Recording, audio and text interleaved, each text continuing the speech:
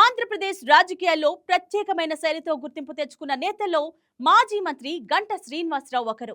దాదాపు 3 దశాబ్దాల రాజకీయ ప్రస్థానంలో ఓటమి అనే పదాన్ని పెద్దగా చూడని ఆయన పరిస్థితులకు అనుగుణంగా రాజకీయ నిర్ణయాలు తీసుకోవడంలో దిట్టగా పేరొందారు. పార్టీలు మారినా, నియోజకవర్గాలు మారినా గెలుపును తన వైపు తిప్పుకున్న నాయకుడిగా గంటాకు ప్రత్యేక గుర్తింపు ఉంది. అయితే ప్రస్తుతం ఆయన రాజకీయ ప్రస్థానంలో కొత్త సవాలు ఎదురవుతోందనే చర్చ రాజకీయ వర్గాలు సాగుతుంది. భీమిలి నియోజకవర్గంలో వరుసగా వెలుగులోకి వస్తున్న భూ వివాదాలు, వాటిపై జరుగుతున్న ప్రచారం తన రాజకీయ భవిష్యత్తుపై ప్రభావం చూపుతుందనే ఆందోళనలో మాజీ మంత్రి ఉన్నారనే ప్రచారం జోరుగా వినిపిస్తుంది.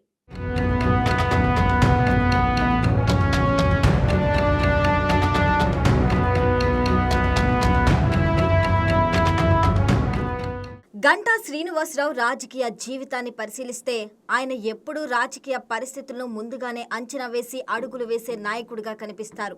అనకాపల్లి ఎంపీగా రాజకీయ ప్రస్థానం ప్రారంభించిన ఆయన తర్వాత చోడవరం, అనకాపల్లి, విశాఖ ఉత్తర, భీమిలి నియోజకవర్గాల నుంచి ఎమ్మెల్యేగా విజయం సాధించారు. ఏ నియోజకవర్గంలో పోటీ చేసినా గెలుపును అందుకోవటం ఆయన ప్రత్యేకత. ప్రజారాజ్యం పార్టీ తరపున గెలిచి ఆ పార్టీ కాంగ్రెస్లో విలీనమైన తర్వాత తొలిసారి మంత్రి పదవి చేపట్టిన గంటా అనంతరం టీడీపీ ప్రభుత్వంలో కీలక శాఖకు మంత్రిగా పనిచేశారు. కాంగ్రెస్, టీడీపీ ప్రభుత్వాల్లో కలిసి సుమారు 7 సంవత్సరాలు మంత్రిగా వ్యవహరించారు. ఉత్తరాంధ్రలో బలమైన కాపు సామాజిక వర్గ నాయకుడిగా ఆయన ప్రభావం గణనీయంగా పెరిగింది. టీడీపీలో ఉన్న సమయంలో గంటా శ్రీనివాసరావు ఉత్తరాంధ్ర రాజకీయాల్లో కీలక నేతగా ఎదిగారు. అదే సమయంలో అప్పటి మంత్రి అయ్యన్న పాత్రుడితో ఆయనకు ఉన్న రాజకీయ విభేదాలు తరచూ చర్చనీయాంశమయ్యాయి. ఈ విభేదాలు కొన్నిసార్లు పార్టీకి ఇబ్బందికర పరిస్థితులు కూడా తీసుకువచ్చాయని అప్పట్లో రాజకీయ విశ్లేషకులు చెప్పేవారు. ఈ పరిణామాల కారణంగా పార్టీ అధిష్టానంతో కూడా కొంత దూరం ఏర్పడిందనే అభిప్రాయాలు అప్పట్లో వినిపించాయి. 2019లో టీడీపీ రాష్ట్ర వ్యాప్తంగా ఘోర పరాజయం చవిచూసిన విశాఖ ఉత్తర నియోజకవర్గం నుంచి గంటా విజయం సాధించడం ఆయన రాజకీయ బలాన్ని మరోసారి చాటి చెప్పింది. అయితే ఆ ఎన్నికల తర్వాత ఆయన పార్టీ మారతారనే ప్రచారం సాగటం, అసెంబ్లీ సమావేశాలకు పరిమితంగానే హాజరు కావటం వంటి అంశాలు టీడీపీ అధిష్టానం దృష్టికి వెళ్ళినట్లు రాజకీయ వర్గాలు చెబుతుంటాయి.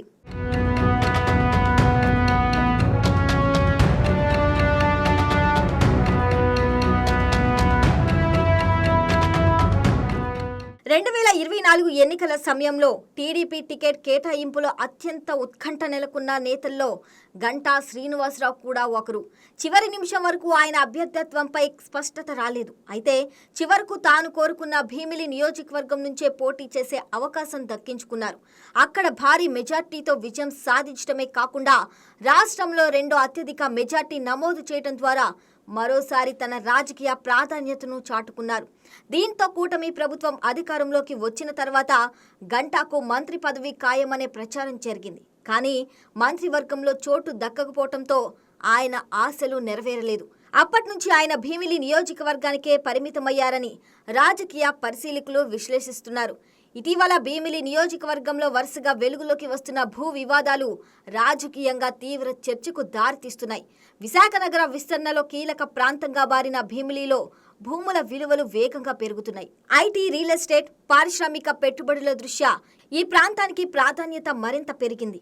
ఇలాంటి సమయంలో ప్రీహోల్డ్ భూములు, సొంటియాం పరిసర కొండ ప్రాంతాలు, యండాడలో మాజీ సైనికుల భూములు, తాజాగా గయాల్ భూముల రికార్డుల మార్పులపై వచ్చిన ఆరోపణలు పెద్ద చర్చకు దారితీశాయి.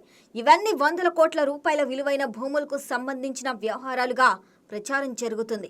ఈ ఆరోపణలో గంటా శ్రీనివాసరావుకు ప్రత్యక్ష సంబంధం ఉందని ఇప్పటి వరకు ఎలాంటి అధికారిక నిర్ధారణ లేదు. అయితే భీమిలిలో భూ వివాదం ఎక్కడ జరిగినా స్థానిక ఎమ్మెల్యేగా ఆయన పేరు కూడా చర్చలోకి రావడం రాజకీయంగా ఇబ్బందికరంగా మారిందనే అభిప్రాయాలు వినిపిస్తున్నాయి.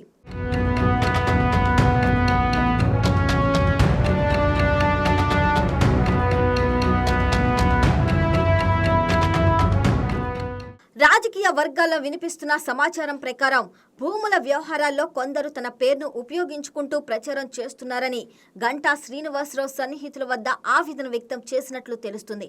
స్థానిక ఎమ్మెల్యేగా ప్రతి వివాదాన్ని తనకు అంటగట్టడం సరికాదని ఆయన భావిస్తున్నారని ప్రచారం జరుగుతుంది.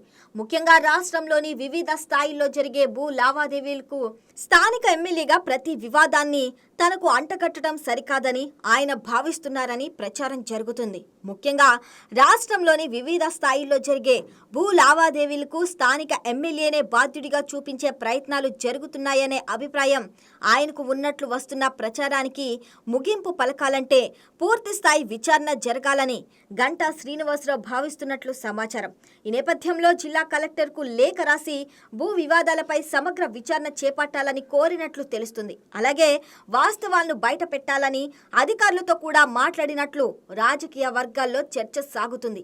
ఈ విచారణ ద్వారా వాస్తవాలు వెలుగులోకి వస్తే తనపై జరుగుతున్న ప్రచారానికి తెరపడుతుందని, రాజకీయంగా తన ఇమేజ్కు జరిగిన నష్టాన్ని కూడా తగ్గించుకోవచ్చని ఆయన భావిస్తున్నట్లు తెలుస్తుంది.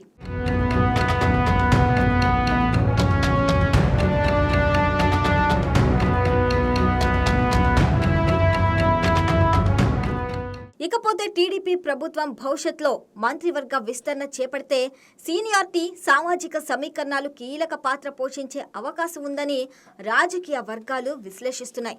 అలాంటి పరిస్థితుల్లో తనపై ఎలాంటి వివాదాల ముద్ర లేకుండా ఉండాలనే ఉద్దేశంతోనే గంటా శ్రీనివాసరావు ఈ అంశంలో చురుగ్గా వ్యవహరిస్తున్నారనే అభిప్రాయం వ్యక్తమవుతుంది.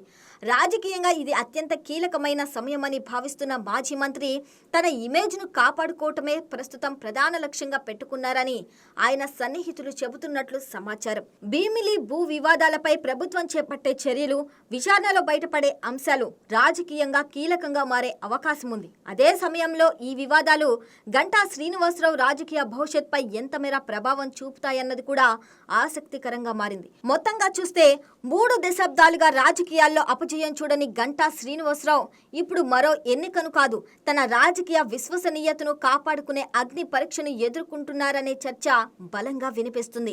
ఈ పరీక్షలో ఆయన విజయవంతమవుతారా, లేక భీమిలి భూముల వివాదాలు ఆయన భవిష్యత్ అవకాశాలకు అడ్డుపడతాయా అన్నది రానున్న రోజుల్లో తేలనుంది.